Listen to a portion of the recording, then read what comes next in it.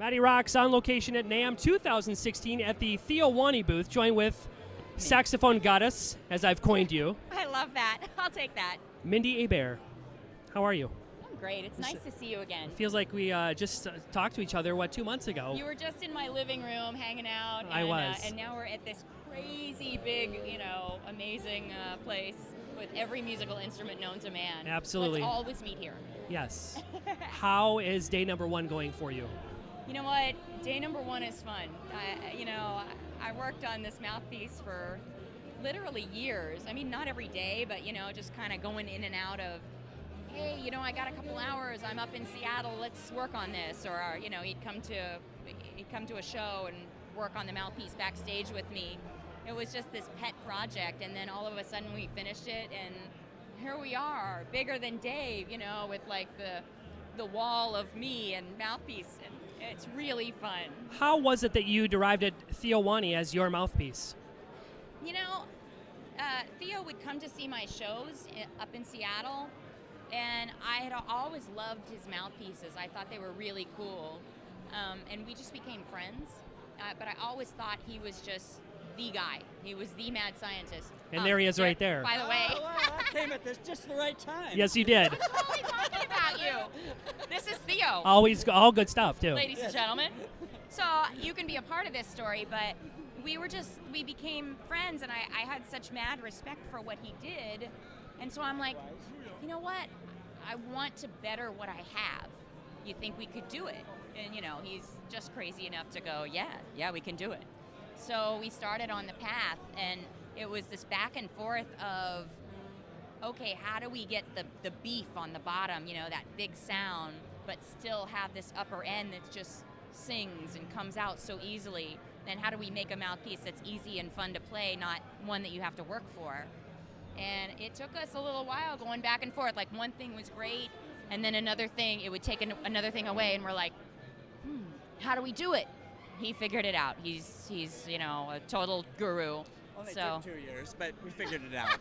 Right on. Persistence, right? Right on. Pays off. How has this mouthpiece taken your music to the next level? You know what? My latest record was recorded on it. It was like the second day I had it or something. It was crazy, but it allows me the freedom to just play what I feel immediately and have no limitations. It's just even up and down the horn. I can play the highest note I play on sax, off the horn even, and play the lowest note. It's even. The tone is the same. It's in tune. It's unbelievable. So you have this flexibility and this freedom to play great. Nothing's going to hold me back. It's going to make me better. So I've really felt like not only that, it creates this freedom, but it inspires me too, because it sounds so good. It's fun to play, and I want to play more. Right on. That's a good thing.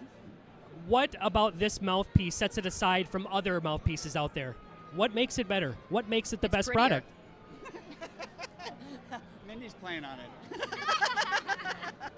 Actually, your last question in this one, to me, can be answered just by hearing Mindy's newest album, Live in Seattle. Fair enough. Yeah. I mean, seriously, I think it's a game changer. Yeah. I really do. It's really where saxophone is going and can go. If you hear, my brother was asking me, it's like, oh, what about the mouthpiece? And I said, listen to this track. And I just sent him, Summertime. Summertime will do it. Yeah, Summertime. And his response was, oh my, I get it. Right? I didn't even have to say anything. He just heard it.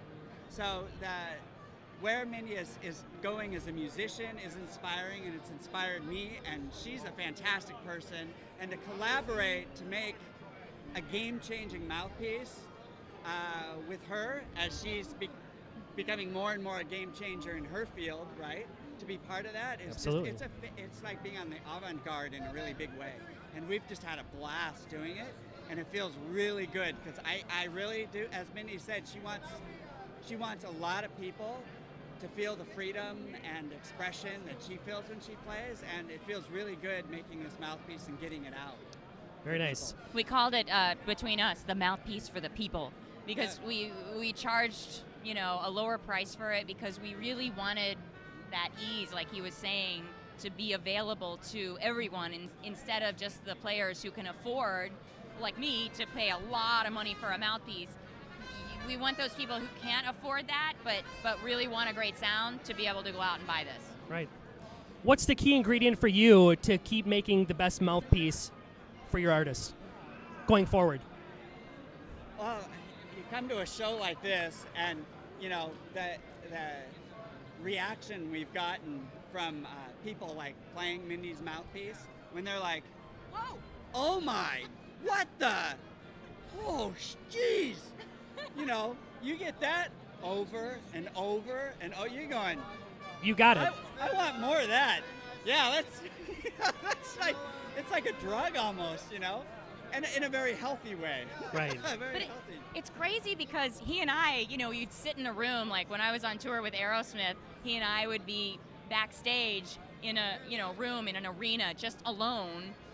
I'd be playing something.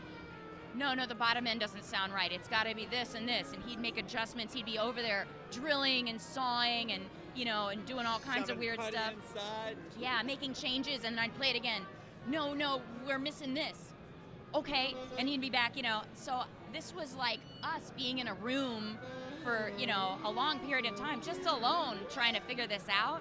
Now, I get to hear all these people play it, and like he said, a bunch of them play like 2 notes on it, and they're like, whoa!